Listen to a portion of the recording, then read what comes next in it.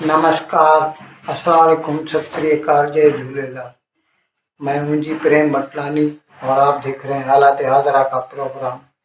हकीकत ये है, इब्तदा में आपसे दरख्वास्त है, चैनल ज़रूर सब्सक्राइब करें। दोस्तों, 2 साल के बिल की बात है कि अमेरिका की एक कंपनी है ओपन एआई, उसने एक नया प्रोग्राम लॉन्च किया, चैट जीपीटी, जिसने पूरी दुनिया में एक इनकलाब बर्पा कर दिया। लोग तो यहाँ तक कह रहे हैं कि इंटरनेट के बाद ये दुनिया की सबसे बड़ी खोज है।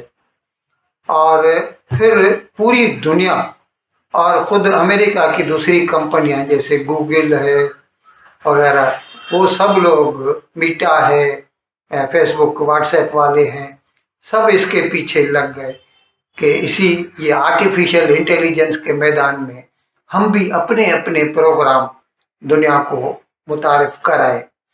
उस वक़्त भारत ने भी ऐसा कहा था कि हम भी कोशिश करेंगे और इंशाल्लाह बहुत जल्द ही अपने, इसको कहा जाता है लार्ज लैंग्वेज मॉड्यूल्स, LLM, उसको हम मुतारिफ कराएंगे जैसे चैट जीपीटी है।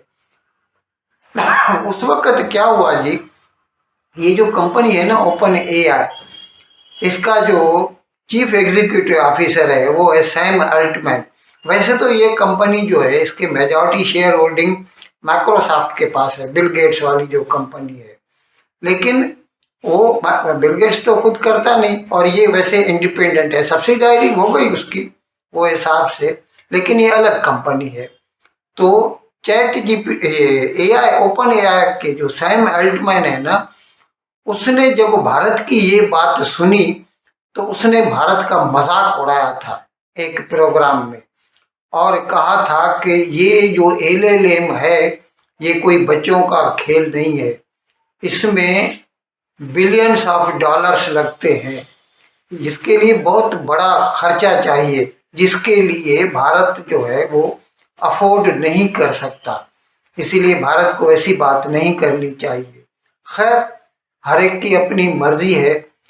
अच्छा, चलते चलते खुदा का करना ये हुआ कि तकरीबन 8-10 दिन या 15 दिन पहले की बात है, चीन की एक छोटी सी कंपनी है, उसने ऐसा ही एक प्रोग्राम इंट्रोड्यूस किया और उसको नाम दिया है उसने डीप सीक। और जैसे ही ये प्रोग्राम आया ना, तो वो वही काम जो ओपन एआई वाले, समझ लीजिए कि 100 रुपए में या $100 में कर रहे थे, तो ये चीन वाली कंपनी वही काम $2.5 में, $2.5 में, यानी 2.5% पे वो काम कर रही थी। अब ये तो एक इनकलाब, दूसरा इनकलाब आ गया। अच्छा, इसके साथ अभी क्या हुआ कि इसके बाद मैंने प्रोग्राम भी एक किया था कुछ दिन केवल, मैंने बताया था कि भारत का जो इन्फोटेक मिनिस्टर है अश्विनी वैष्णव, उसने एक प्रोग्राम में कहा कि पूरी दुनिया आर्टिफिशियल इंटेलिजेंस पे काम कर रही है और हम भी इसमें पीछे नहीं है। फिलहाल तो हमने 10,000 करोड़ रुपए की, यानी मोर देन $1 बिलियन जो है उसके लिए एलोकेशन कर दी है और इस पे हमारा काम हो रहा है और हमें उम्मीद है कि 3-4 महीने में हमारा प्रोग्राम भी मैदान में आ जाएगा। और जब हमारा प्रोग्राम आएगा तो वो हम, जैसे मैंने अर्ज किया कि जो ओपन एआई वो $100 लेती है, डीप सीक वाले $2.5 लेते हैं, तो ये भारत जो है वो उसका $1 लेगा और ये इम्पॉसिबल नहीं है, ये होके रहेगा। अब क्या हुआ है जनाब कि कल ये सैम अल्टमैन जो इसका चीफ एग्जीक्यूटिव ऑफिसर है, जिसने किसी वक्त में भारत का मजाक उड़ाया था कि भारत इसको अफोर्ड नहीं कर सकता ऐसे प्रोग्राम, तो अभी वो भारत आया हुआ है और भारत आया हुआ है तो उसकी मुलाकात हुई हमारे जो मिनिस्टर हैं अश्विनी वैष्णव। अब जो है वो ठंडा पड़ गया है, क्योंकि चीन वाले जब वही चीज़ 2.5% में दे रहे हैं तो उसको समझ आ गई है। और वो कंपनी भी कोई बड़ी कंपनी नहीं है, कुछ 8-10 मिलियन डॉलर, यानी यूं समझ लीजिए कि 50-60 करोड़ रुपए भारत के उसने खर्चा किया है। और उसमें वो इस बात का मुतैमल हो सका है कि चैट जीपीटी के टक्कर का प्रोग्राम लाया है।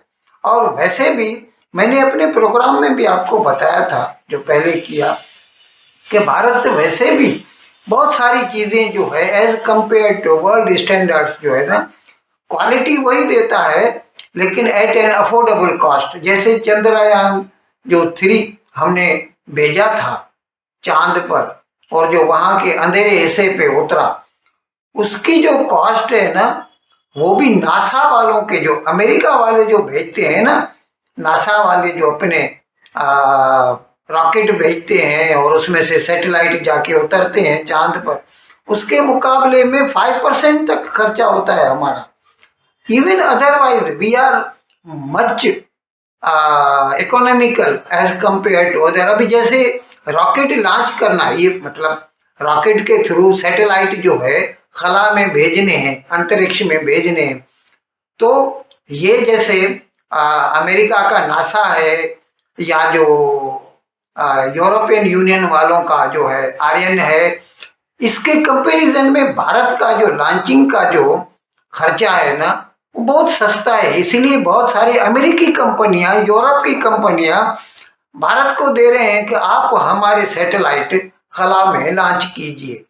तो अगर हम दूसरे मैदानों में कामयाबी से हमकिनार हो सकते हैं, तो आर्टिफिशियल इंटेलिजेंस के मैदान में क्यों नहीं। और वैसे भी ये तो कंप्यूटर से ही संबंध रखता है, ताल्लुक रखता है। और कंप्यूटर के मैदान में तो आपको सबको इल्म है कि इवन जो अमेरिका की सबसे बड़ी बड़ी कंपनियां हैं ना, सबके चीफ एग्जीक्यूटिव ऑफिसर तो इंडियंस हैं। और वहाँ पर सबसे ज़्यादा काम करने वाले जो इंजीनियर्स हैं वो भी इंडियंस हैं। अगर इंडियन अमेरिका में जाके काम कर सकता है तो वो इंडियन भारत में क्यों नहीं कर सकता। और इंशाल्लाह होगा। और ये कल अभी सैम अल्टमैन को अक्ल आ गई है, और अब वो ये बात मानता है कि हाँ, अब तो वो यहाँ तक कहता है कि हिंदुस्तान अगर चाहे तो वो पूरी दुनिया का आर्टिफिशियल इंटेलिजेंस में लीडर भी बन सकता है। अब तो बेचारा इतना जो है वो ठंडा पड़ गया है कि अब तो ये भी मानता है कि हिंदुस्तान चाहे तो दुनिया का आर्टिफिशियल इंटेलिजेंस में लीडर बन सकता है। पहले जो हमारा मजाक उड़ा था।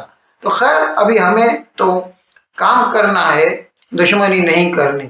तो हम तो चाहेंगे, जैसे कि भारत का जो इन्फोटेक मिनिस्टर है उसने उससे बातचीत की और हम उनसे कोलेबोरेशन करेंगे। ऐसा कुछ नहीं, अभी जैसे नासा ही है, भले वो महंगा बेचता है सैटेलाइट, हम सस्ता बेचते हैं इसरो वाले, उसके बावजूद इसरो नासा के साथ भी कोलेबोरेशन करता है।